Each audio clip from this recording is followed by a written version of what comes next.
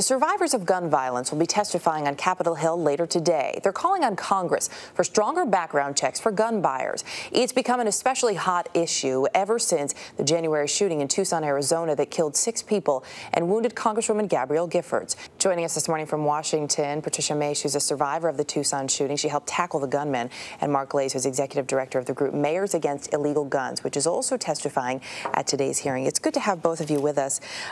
Patricia, we have to get your thoughts there. I know that watching the recovery of Congresswoman Giffords for so many, especially the people of Tucson, has been encouraging in ways that are probably tough to describe. But when you watch her speak there in this first interview, what does that do to you and to this cause that you have now adopted?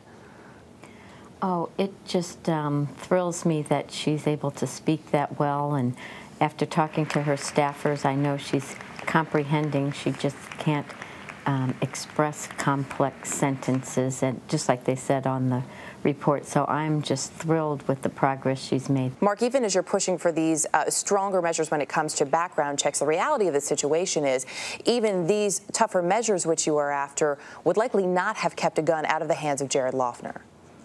Well, we know that people under federal law who are seriously mentally ill, who have drug abuse problems, who are felons, are not allowed to get guns, and the background check system is supposed to stop them. We know that Jared Loughner had a drug arrest on his record. We know that he was not allowed to enlist in the military, possibly because of a history of drug abuse. We know that he was suspended from community college. So under current law, he may or may not have been caught in the background check system, but for us, that means we need to take a very close look at that system, make sure we fill the gaps in the do not sell database, and make sure that every gun sale in this country is subject to a simple background check, which is something that most people agree with. A handgun possession around the country is up in some of the most recent numbers. How have you seen support either grow or perhaps not since the shooting in Tucson for the measures that you're after?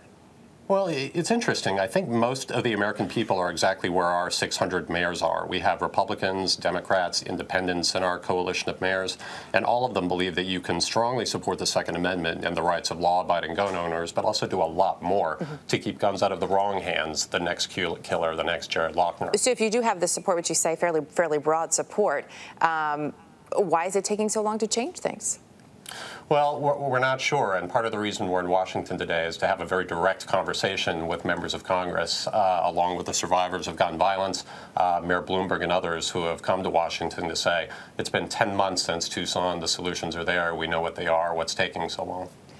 Patricia, when you make your case to Congress today, this is obviously very personal for you. What will you say?